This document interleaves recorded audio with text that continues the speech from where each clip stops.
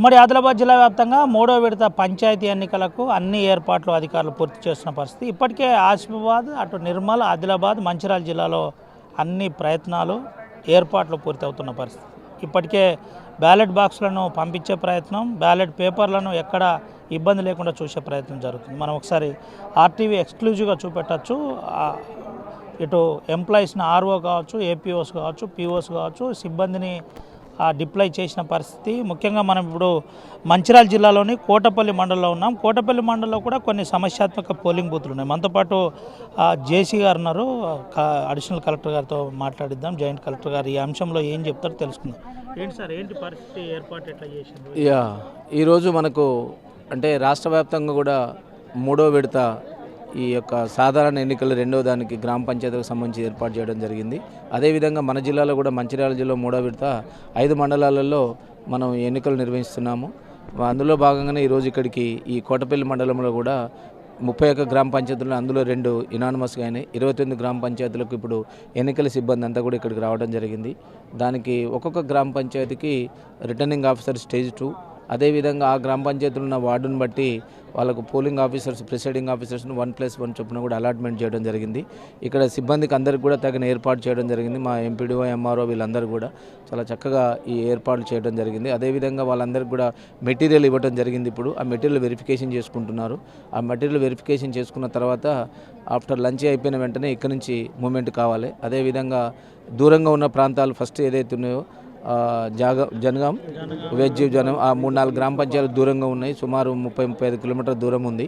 వాటన్నిటికీ ఇమీడియట్గా లంచ్ అయిన వెంటనే ఆ బస్సును మూవ్మెంట్ చేస్తే, ఎందుకంటే వాళ్ళు 1 అవర్ 2 అవర్స్ ఈజీగా పడుతుంది ఇక్కడి నుంచి, కాబట్టి వాళ్ళు రీచ్ కావాలి. తొందరగా రీచ్ అయితే వాళ్ళు అక్కడ ఉన్న పరిస్థితులను అనుకూలంగా ఉండి ఆ గ్రామ పంచాయతీలో ఉన్నటువంటి స్కూల్ బిల్డింగ్ ఏదైతే పోలింగ్ కేంద్రం ఉంటుందో అక్కడ వాతావరణానికి దాని తగ్గట్టు వాళ్ళు కూడా అక్కడ పోయినాక ప్రిసైడింగ్ ఆఫీసర్ ఆ 100 మీటర్స్ రేడియస్ అవన్నీ కూడా మార్కింగ్ చేయించేది ఉంటుంది. కాబట్టి రేపు మళ్ళీ ఈ జరగబోయే పోలింగ్ కేంద్రాల్లో కూడా మన పోలింగ్ సిబ్బంది కూడా సఫిషియెంట్గా పోలీస్ వాళ్ళని కూడా పెట్టడం జరిగింది. సమస్యాత్మక ప్రాంతాల్లో కూడా కొన్ని చోట్ల మన వెబ్ కాస్టింగ్ కూడా ఏర్పాటు చేయడం జరిగింది. సో సిబ్బందికి అందరికీ ఎలాంటి ఇబ్బంది లేకుండా ఏర్పాటు చేయడం జరిగింది. ఎట్లా సార్ సిబ్బందికి సౌకర్యాలు కావచ్చు, ఆ మహిళా సిబ్బంది కూడా ఉన్నారు చాలామంది, వారికి ఎటువంటి ఏర్పాటు చేశారు? దట్టు ఇప్పుడు చలికాలం కాబట్టి ఎట్లా చూస్తున్నారు, ఏంటి అసలు? సో వీళ్ళందరూ కూడా చాలామంది ఇప్పుడు మనకు వచ్చిన ఇక్కడ సిబ్బంది కూడా చాలా వరకు ఫస్ట్ ఫేజ్, సెకండ్ ఫేజ్లో చేసిన వాళ్ళు కూడా ఉన్నారు. కొంతమంది థర్డ్ ఫేజ్కి వచ్చిన వాళ్ళు కూడా ఉన్నారు. జనరల్గా మనం అన్ని చోట్ల కూడా పోలింగ్ కేంద్రాలు మనకున్న ప్రైమరీ స్కూల్ కానీ, హై స్కూల్స్ కానీ తీసుకోవడం జరిగింది. మనకు అక్కడ ఉన్నటువంటి వాష్రూమ్స్ కానీ వాటన్నిటికీ లేడీస్ కానీ వీళ్ళంటే ఉంటే కూడా ఏర్పాటు చేయడం, అక్కడ ఉన్న మా సిబ్బందికి పంచాయతీ సెక్రటరీస్ ఎవరైతే ఉన్నారో వాళ్ళకున్న మల్టీపర్పస్ హెల్త్ వర్కర్స్ ఎవరైతే ఉన్నారో వాళ్ళందరితోటి కూడా అవన్నీ క్లీన్ చేయించి తగిన ఏర్పాటు చేయడం జరిగింది. ఏం చెప్తారు సార్ ఈ స్థానిక మూడో విడత ఎన్నికలకు సంబంధించి మీరు ఏం చెప్తారు? సో ఇప్పటి వరకు మనకు 2 విడతలు జరిగిన ఎన్నికల్లో ఎలాంటి అవాంఛనీయ సంఘటన జరగలేదు. చాలా పీస్ఫుల్గా ప్రశాంతంగా జరిగింది. అయితే ఈ దఫా ఇక్కడ జరుగుతున్న ఈ మండలంలో చూసుకుంటే అంటే లాస్ట్ ఫేజ్లో కూడా కొన్ని మండలాలలో గ్రామ పంచాయతీ మండల హెడ్ క్వార్టర్లో ఈ ఓటర్ సంఖ్య 2000, 3000, 4000 అలా ఉండే. అక్కడ కొంచెం కౌంటింగ్ ప్రాసెస్ అనేది లేటుగా అవుతుండే. ఇక్కడ అన్నీ కూడా 1500s లోపే ఉన్నాయి. కాబట్టి ఇక్కడ మనకు కౌంటింగ్ అనేది పోలింగ్ రేపు ఉదయం 7 గంటల నుంచి 1 గంట వరకు సాగుతుంది. 1 గంటకు అయిపోతుంది.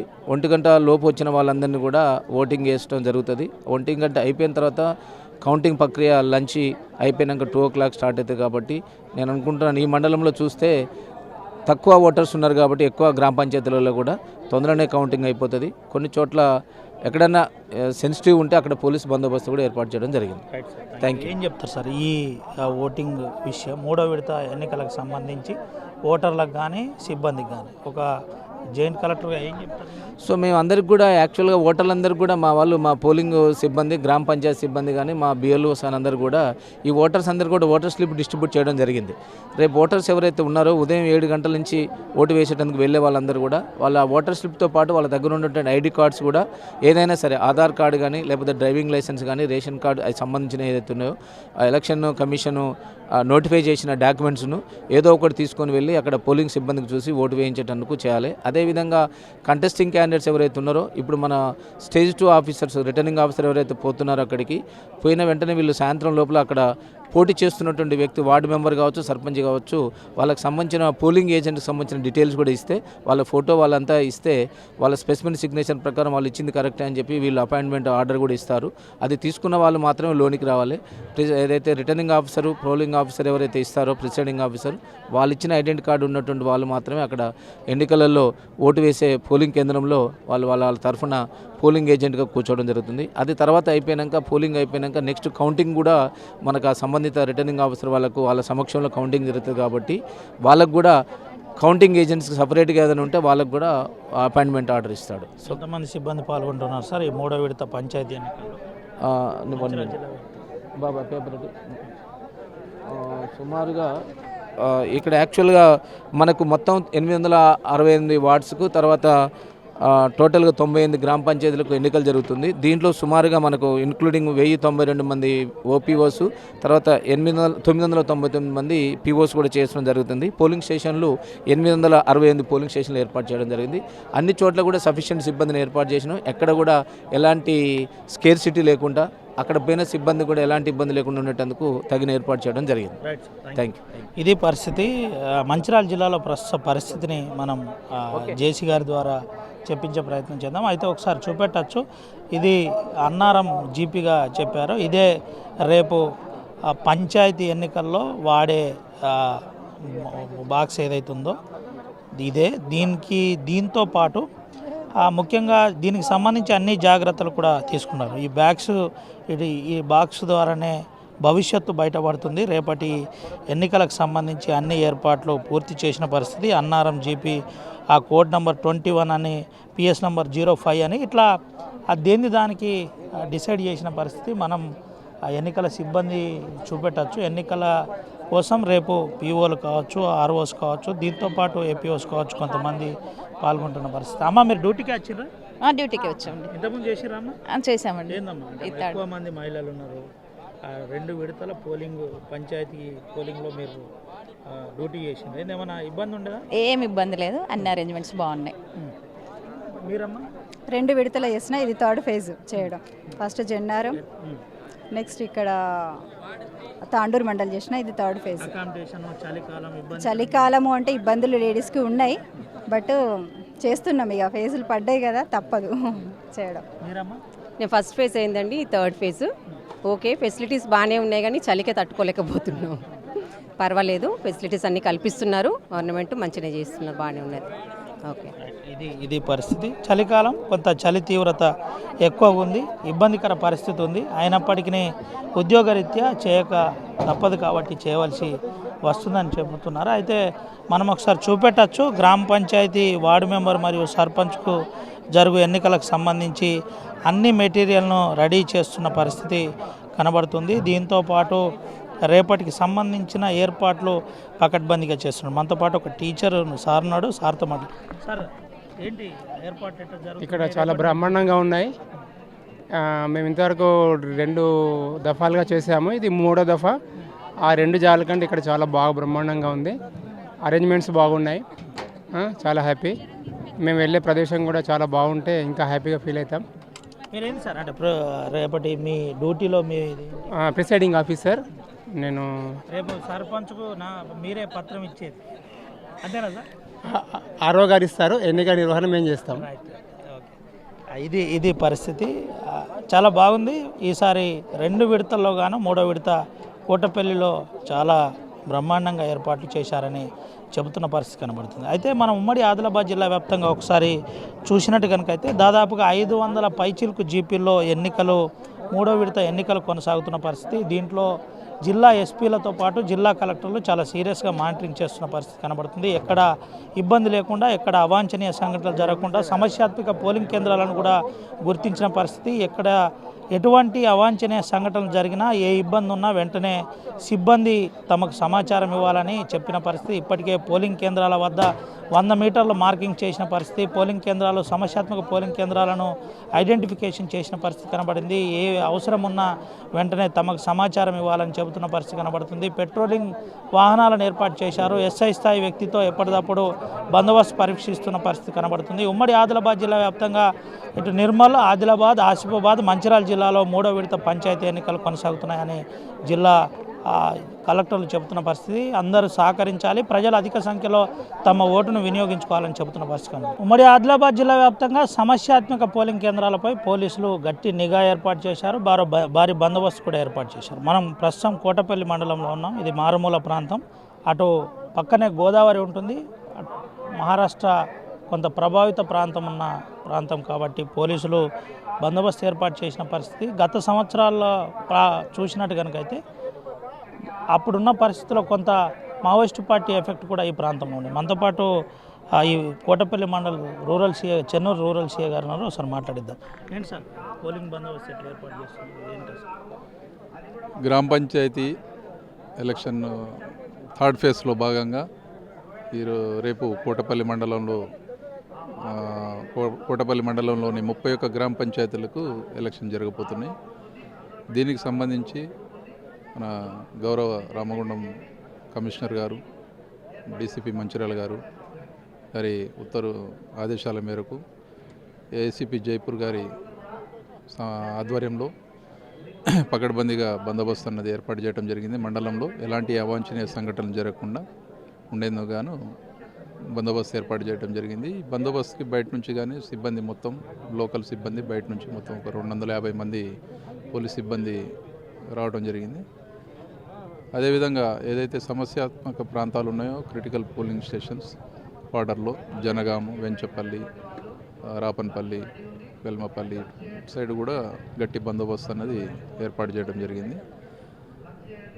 ఈ 31 గ్రామ పంచాయతీలు గాను రేపు మార్నింగ్ ఈ ఎలక్షన్ సందర్భంగా ఈరోజు పోలీసింగ్ ఇబ్బంది ఇక్కడ నుంచి అందరికి పాస్పోర్ట్లు కూడా డిస్ట్రిబ్యూషన్ చేయడం జరిగింది. వాళ్ళందరూ రేపు బయలుదేరుతారు. అదేవిధంగా 3 రూట్లు, ఏదైతే 9 రూట్లు ఉన్నాయి ఇక్కడ కోటపల్లి మండలంలో 9 రూట్లు, 8 క్లస్టర్లు ఉన్నాయి. ఈ 9 రూట్లకు గాను 3 స్ట్రైకింగ్ ఫోర్సులు, 3 సిఐల ఆధ్వర్యంలో 3 స్ట్రైకింగ్ ఫోర్సులు పనిచేస్తాయి. అదేవిధంగా స్పెషల్ స్ట్రైకింగ్ ఫోర్స్ ఏసీపీ గారి 2 స్పెషల్ స్ట్రైకింగ్ ఫోర్సు, 3 స్ట్రైకింగ్ ఫోర్సులు, అదేవిధంగా రూట్ మొబైల్స్ ఎస్ఐలు 12 మంది ఎస్ఐలు కూడా ఇక్కడ అలాట్ చేయడం జరిగింది. అందరిని టోటల్గా పకడ్బందీగా బందోబస్తు అనేది ఏర్పాటు చేయడం జరిగింది. ఎలాంటి అవాంఛనీయ సంఘటనలు జరగకుండా పోలీస్ శాఖ తరఫున మేము పకడ్బందీ బందోబస్తు చర్యలు చేపడుతున్నాం. ప్రజలు కూడా వాళ్ళ యొక్క ఓటు హక్కును నిర్భయంగా వినియోగించుకునేందుకు మా పోలీస్ శాఖ తరఫున వారికి ఎలాంటి అవాంఛనీయ సంఘటన జరగకుండా వాడికి ప్రతిదీ కట్టుదిట్టమైన భద్రతల నడుమ బందోబస్తు అనేది ఏర్పాటు చేస్తారు. సార్ ఇప్పటికే కొన్ని పోలింగ్ కేంద్రాలు, సమస్యాత్మక పోలింగ్ కేంద్రాలు ఉన్నట్టు ఐడెంటిఫై చేశారు. ఆ సమస్యాత్మక పోలింగ్ కేంద్రాల వల్ల ఎటువంటి బందోబస్తు ఏర్పాటు చేస్తున్నారు? ఏమైనా వెబ్ కాస్టింగ్ కానీ సీసీటీవీ లైజనింగ్ కానీ ఏమైనా ఉంటుందా? వెబ్ కాస్టింగ్ ఉంటుంది. అదేవిధంగా అక్కడ ఆ రూట్కి ప్రత్యేకంగా ఒక స్ట్రైకింగ్ ఫోర్స్ ఏర్పాటు చేయడం జరిగింది. అదేవిధంగా అక్కడ స్టాటిక్ ఒక సిఐని కూడా ఏర్పాటు చేయడం జరిగింది. ఎస్ఐలు సిబ్బంది అక్కడ ఫోర్స్ అన్నది ఎక్కువగా ఏదైతే క్రిటికల్ పోలింగ్ స్టేషన్లు ఉన్నాయో అక్కడ ప్రతిదీ క్రిటికల్ పకడ్బందీగా ఎక్కువ మొత్తంలో బందోబస్తు అనేది డిప్లాయ్ చేయడం. ఓటర్లకు ఏం చెప్తారు ఈ ఏరియా సిఐగా? ఏం లేదు, ప్రజలు తమ ఓటుని నిర్భయంగా ఎవరి ప్రలోభాలకు బెదిరింపులకు లోను కాకుండా మీ యొక్క ఓటు హక్కును నిర్భయంగా వినియోగించుకోండి. దానికి మేము పోలీసులు మీకు సపోర్టింగ్ ఉన్నాం. మీరు ఎలాంటి భయభ్రాంతులు కానీ ప్రలోభాలు కానీ గురి కావాల్సిన అవసరం లేదు. అదేవిధంగా అక్కడ గొడవలు సృష్టించడం, అల్లర్లు సృష్టించడం అలాంటివి చేస్తే కనుక మాత్రం కఠినంగా చర్యలు తీసుకుంటాం. పోలీస్ శాఖ తరఫున వారిపై కేసులు నమోదు చేయడం జరుగుతుంది. ఎలక్షన్ కోడ్ కూడా అమల్లో ఉంది కాబట్టి ఎవరు కూడా అవాంఛనీయ సంఘటనలు పాల్పడవద్దు, గొడవలు అల్లర్లు చేయొద్దు. ప్రజలందరూ నిర్భయంగా తమ ఓటు హక్కును వినియోగించుకోలేగా ప్రతి ఒక్కరూ సహకరించాలని చెప్పి కోరుకుంటున్నాం. ఇది పరిస్థితి. ప్రజలు సహకరించాలి.